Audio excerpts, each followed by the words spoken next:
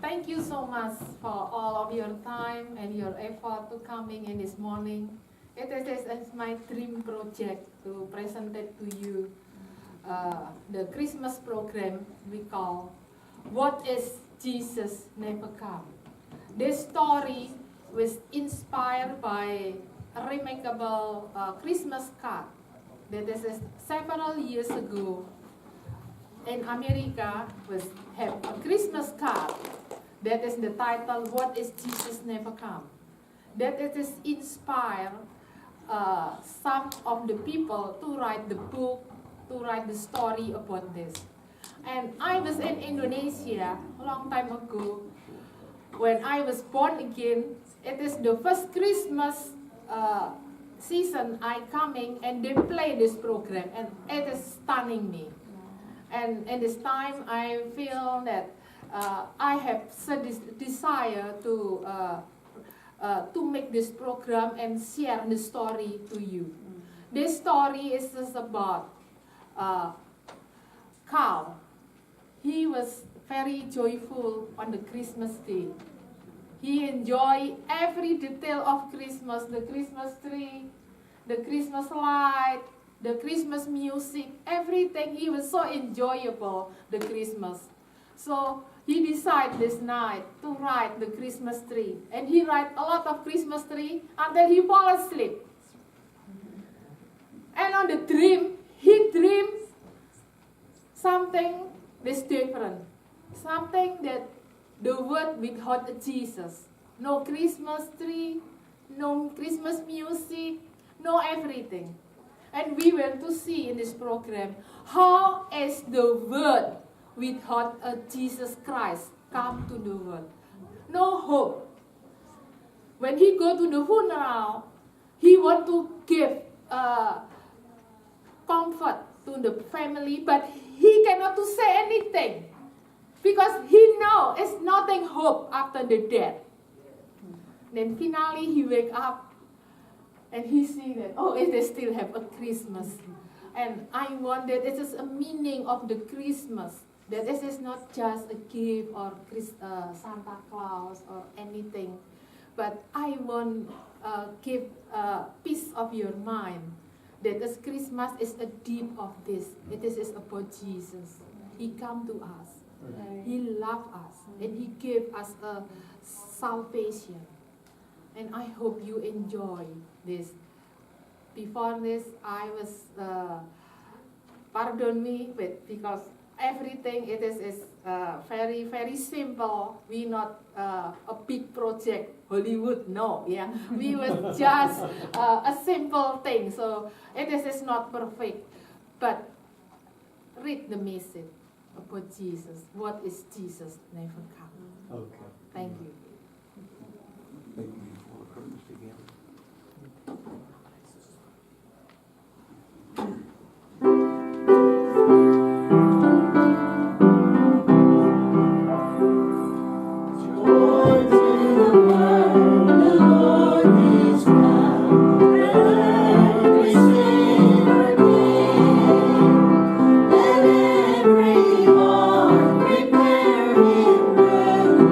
And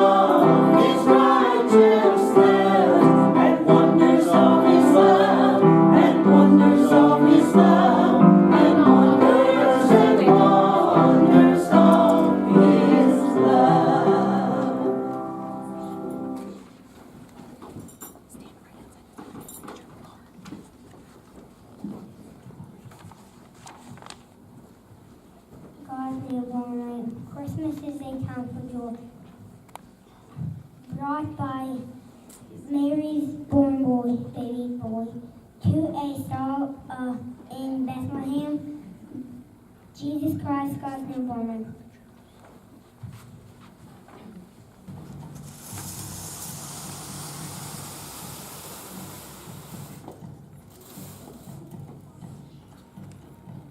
I opened my eyes and instantly sensed that something was different.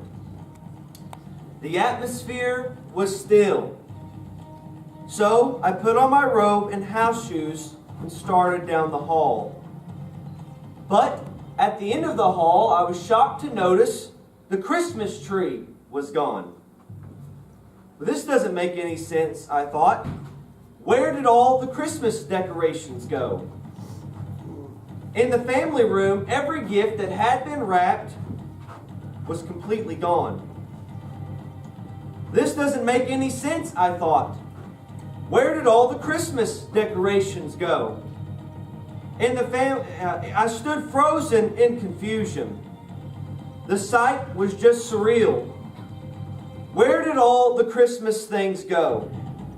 So I grabbed the remote to turn on the television until I found the national news channel. They were running a news story about some depressing political scandal. But after several minutes, I noticed there was no mention of Christmas. Why are they not mentioning Christmas this morning? I thought. So I went to the front window to look outside. The neighbor was walking to his car as he did every day, dressed for work. Then I realized something strange. All the Christmas decorations on the people's houses were all gone. Everything was dark. But just last night, I thought, the whole neighborhood had been lit up. This is too strange. I thought. I felt like I was in the Twilight Zone or something. So I went into the kitchen to turn the radio on the counter. I scanned the dial looking for some Christmas music, but there was none. Not a single station was playing anything Christmas. By now I was beginning to feel a sense of panic. Anxiety was rising in my chest. I could just feel my heart racing. So I rushed to my phone to call one of my sons. I wanted to be the first one to tell my grandchildren, "Merry Christmas."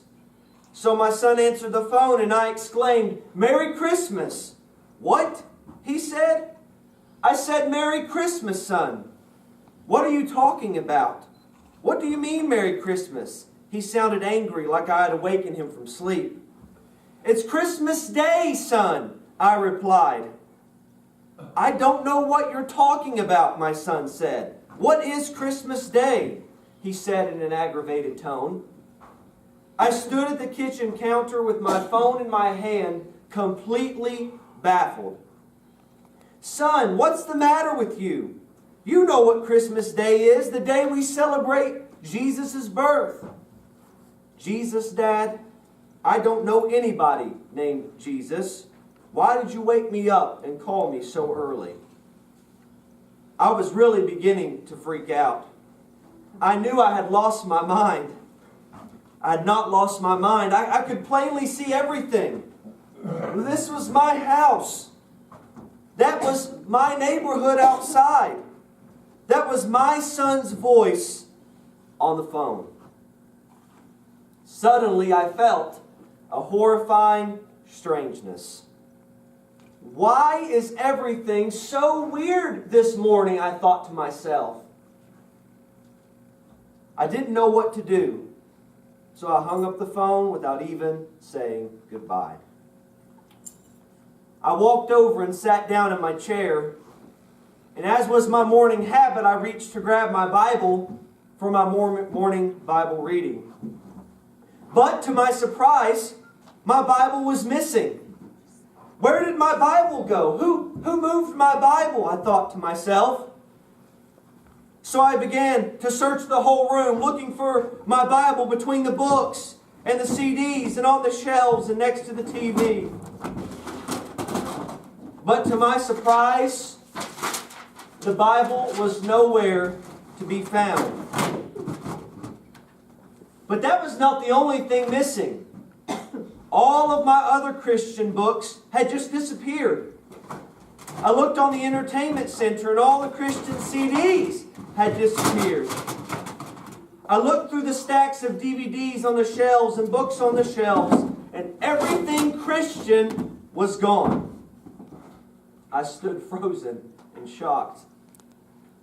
By this time, I was beginning to feel like I had lost my mind. I did not want anyone to come into the room right now because I really felt like I was losing it. So I grabbed my phone to call my pastor. Maybe I could reorient myself. Maybe he could help me figure out what was going on. I pressed the speed dial on my phone and waited for my pastor's phone to ring.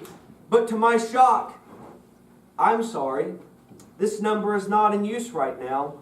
Please check your number and dial again." What? How did that happen? That number is in my memory. I dialed it again, but the same thing. "I'm sorry. Please check this number. Dial again."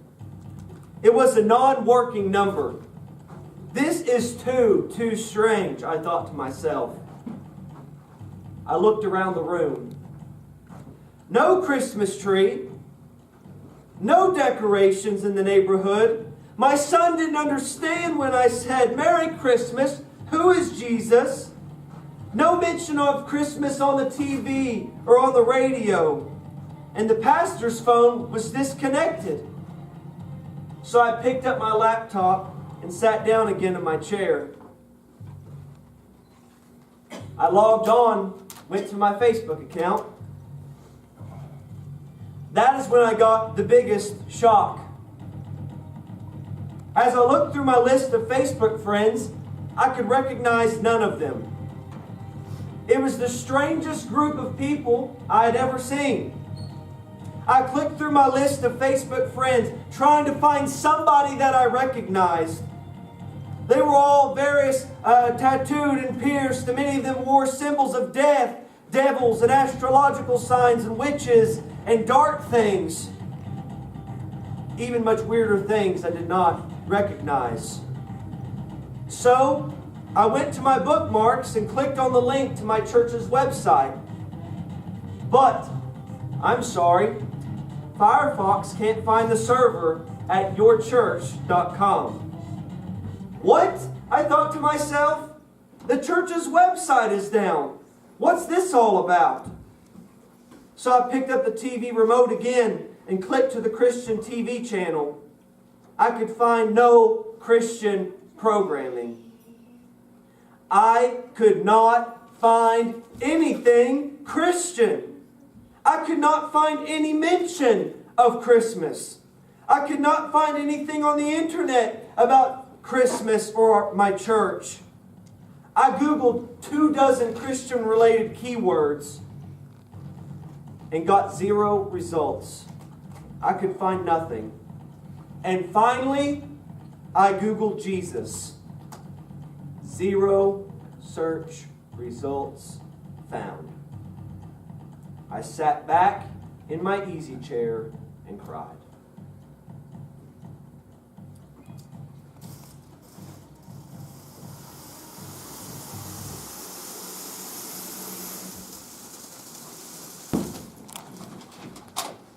It's Christmas Day.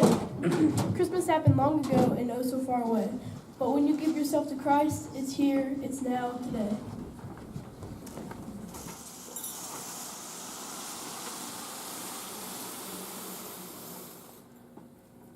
The minister dreamed that the doorbell rang and that a messenger asked him to visit a friend's poor, dying mother.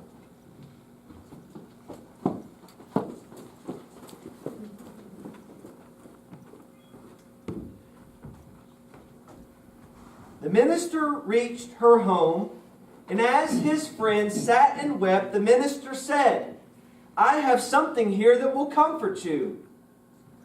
He opened his Bible to look for a familiar promise. But the Bible ended with Malachi.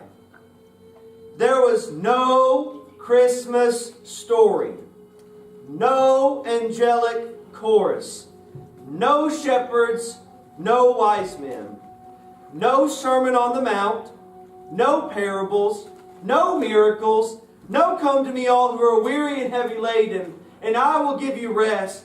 There was no gospel, no light of the world, no God so loved, no Lord's Prayer, no promise of hope and salvation. All the minister could do was bow his head and weep with his friend and his friend's mother in bitter despair.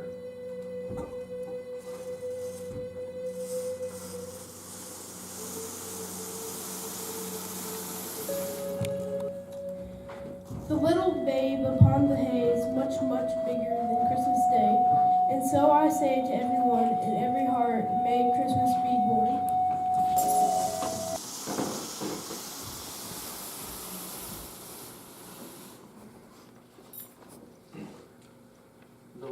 The friend's mother had passed away. And 2 days later, the minister stood beside her coffin and conducted her funeral service. But there was no message of comfort, no words of a resurrection, no thought of a mansion in heaven, no thought of a hope in Jesus. There was only dust to dust, ashes to ashes, and one long, eternal farewell. Finally, the minister had realized in this miserable dream that Christ had not come, and he burst into tears, weeping bitterly in his sorrowful dream. There would be no Easter, no hope of the kingdom of heaven, and no hope in an age to come.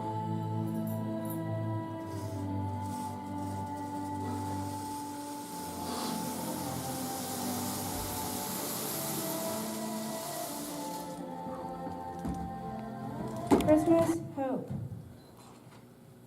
Chimes are ringing, choirs are singing, glory to the newborn King.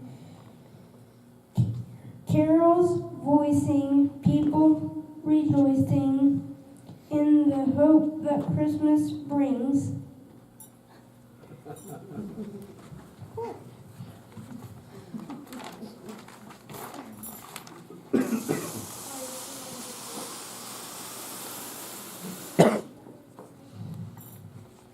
Then suddenly he awoke with a start, and a great shout of joy and praise burst from his lips as he heard his choir singing these words in a church.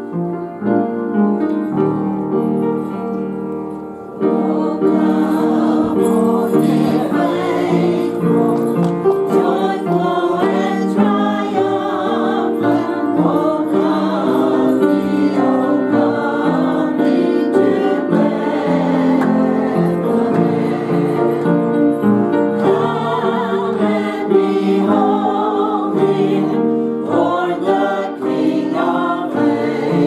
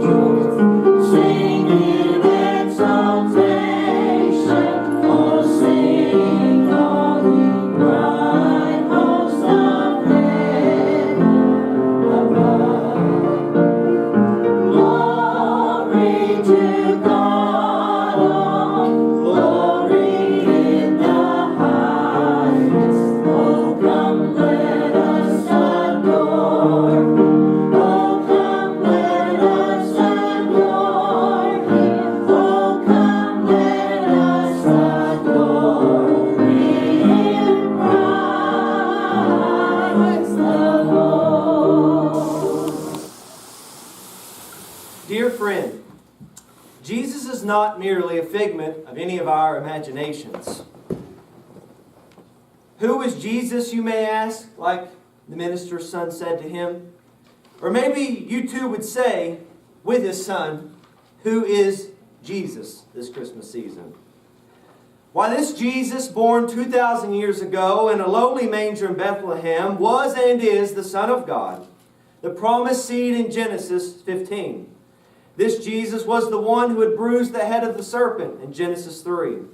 This Jesus was the blood upon the doorposts in Egypt. This Jesus was the rock out of which the water flowed when Israel was in the desert. This Jesus was the one whom the psalmist saw in Psalms 22, saying, "Dogs have compassed me, and a band of evil men have encircled me. They have pierced my hands and my feet.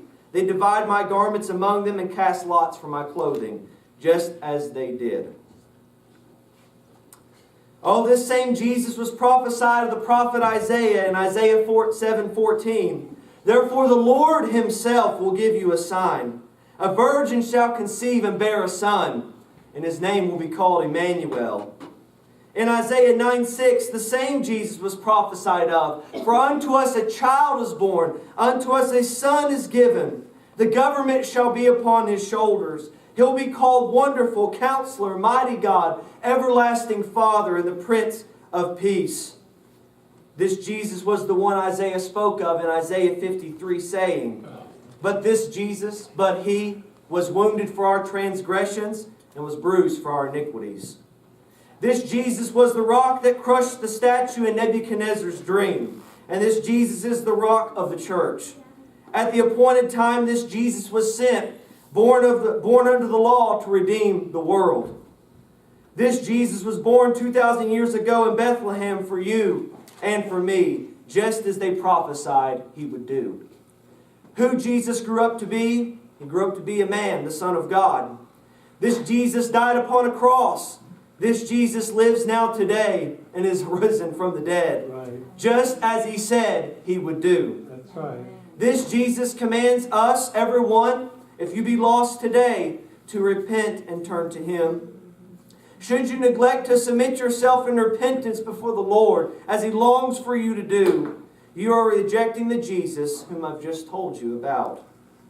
Dear friend, without knowing and walking with Jesus, your life is much like the play you've seen earlier today. You may not be a minister conducting funeral services, but you have no direction. It's dark, confusing, questions, listless, even amidst all the hustle and bustle of Christmas. Without Jesus, we have no hope. Dear friend, without knowing and walking with him, your life is dark, like all the lights being turned out. It's just dust to dust, and ashes to ashes, and one long, eternal farewell. God has promised to judge the world, and Christ being the standard, it is working.